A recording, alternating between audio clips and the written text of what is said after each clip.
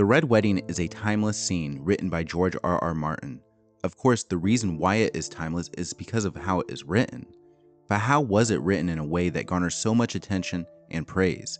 You might think it's because of the shock of a couple major characters being killed off, and that's part of it, but that's not the full story. A lot of writers have followed formulaic habits with their stories that make them feel very familiar. This isn't a new phenomenon either. It's been happening for a while. Even now, modern-day writers are very much influenced by the 2005 Save the Cat Screenwriter's Guide written by Blake Snyder and later adapted to fit novels by Jessica Brody. Which these strategies are very helpful for new writers. The issue is that these story beat structures can sometimes be followed so rigidly that telling a story is almost secondary. These formulas can be found in many mainstream movies, and they typically need to rely on spectacle to entertain an audience, leaving the outcomes of their story unfulfilling and often predictable. The Red Wedding is nothing like that. The best part about a good shocking moment is when it comes out of nowhere, even though it probably shouldn't. But you don't actually start connecting those dots until later. Rob is losing the war, and he had greatly insulted the Freys by not honoring his agreement to marry one of Walder Frey's daughters. The Freys have committed and lost men in the Northern cause at this point, and actually should be insulted. The moment Rob went back on his agreement with the Freys, losing their support is possible if not expected, but them joining the Lannister cause should also be considered a real possibility. Roose Bolton and Harrenhal releasing Jaime should also be a point in the story that raises eyebrows from the reader, but for many, they just don't see it that way when they first read that part of the book or when they watch it in Game of Thrones. The part of this that really drives it home is that Catelyn is uneasy in both the show and book. And in the book, we read Catelyn thinking nervously the entire time in her final chapter, but she keeps trying to calm herself and reassure herself that she's basically overthinking things. When this typically happens, it is an opportunity to build tension, but then you relieve that tension into a different direction. Instead, George R.R. Martin actually confirms Catelyn's worry. The thing she's anxious about really blows up beyond her worst-case scenario in her imagination. The Red Wedding doesn't haunt the audience because there were clues that you should have picked up on but you just didn't. That makes your setup more polished and thorough, and subtly allows the shock factor to be maximized. But it truly is the execution of that final Catelyn chapter, and the show did this very well too. Even though Catelyn had her suspicions, and even if you go back through and recall everything that foreshadowed Rob being betrayed, from Catelyn's perspective, none of this is at the forefront of her thoughts, and for most first-time readers or viewers, you're not thinking about this either. If you'd like, pause here to read this for reference or rewind back to it for reference of these traditional story beats and their traditional order of events. I mentioned the book Save the Cat. This is what is called the midpoint, the bad guys close in, the all is lost moment, Dark Night of the Soul, the break into 3, and finale. But it is all rolled into one cluster of George R.R. Martin totally warping these story beat structures, placing his story into a much more practical reality. When the Freys begin killing the Northmen, this is the bad guys close in beat and all is lost moment, simultaneously colliding with the Dark Night of the Soul. But Catelyn and Rob are still alive.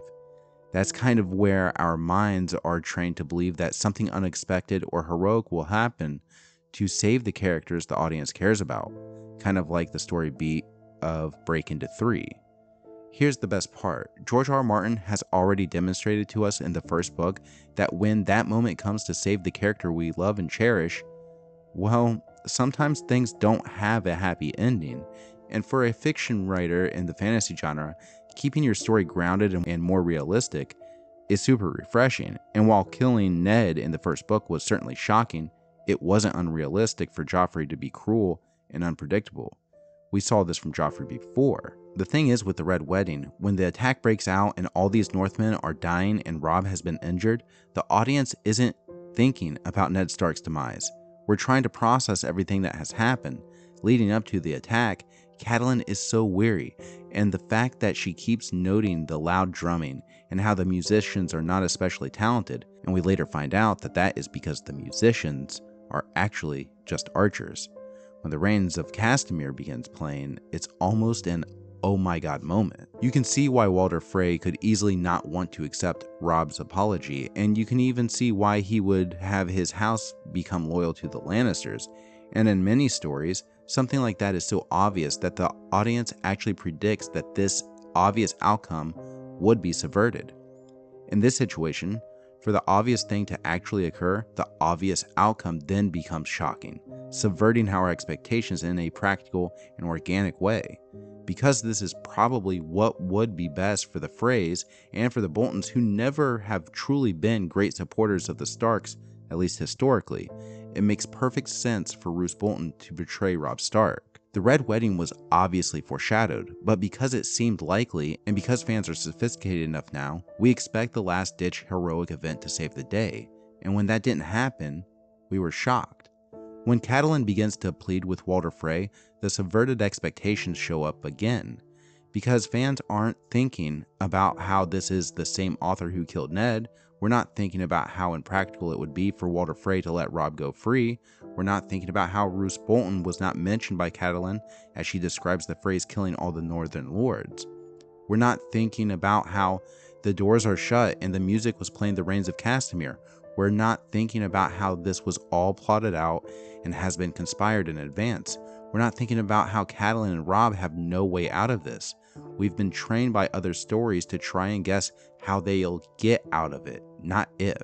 But when Catelyn threatens to kill Aegon Frey, aka Jingle Bell, Walder Frey's grandson, or in the show Walder's wife, that sickening reality hits us when Walder Frey expresses that his grandson was never much use, basically saying he's not going to let anyone leave. You can kill his grandson, he doesn't care, nobody is leaving. Immediately after this, Roose Bolton kills Robb. Catelyn does as she promised and kills Jingle Bell, or in the show, a young girl who is Walder Frey's wife. It's disturbing and it's surreal. And the way this final chapter is written, the surreal feeling and emotion of the victims are expressed to the audience so intimately. Catelyn essentially succumbs to madness after Robb is killed. Of course, she kills an innocent special needs person, which is an interesting final act for those fans that love Catelyn. But I want to leave you with Catelyn's final thoughts, because these are what feel truly unforgettable to me. And as good as the show executed their versions of the Red Wedding, the way Catelyn's final chapter ends, that was truly haunting. Finally, someone took the knife away from her. The tears burned like vinegar as they ran down her cheeks. 10 fierce ravens were raking her face with sharp talons and tearing off strips of flesh, leaving deep furrows that ran red with blood. She could taste it on her lips. It hurt so much, she thought. Our children, Ned, all our sweet babes. Rickon, Bran, Arya, Sansa, Robb. Robb. Please. Ned, please, make it stop. Make it stop hurting. The white tears and the red ones ran together until her face was torn and tattered. The face that Ned had loved. Catelyn Stark raised her hands and watched the blood run down her long fingers, over her wrists, beneath the sleeves of her gown. Slow, red worms crawled along her arms and under her clothes. It tickles. That made her laugh until she screamed. Mad, someone said. She's lost her wits. And someone else said, make an end. And a hand grabbed her scalp, just as she'd done with Jingle Bell. And she thought, no, don't cut my hair. Ned loves my hair. Then the steel was at her throat, and its bite was red and cold.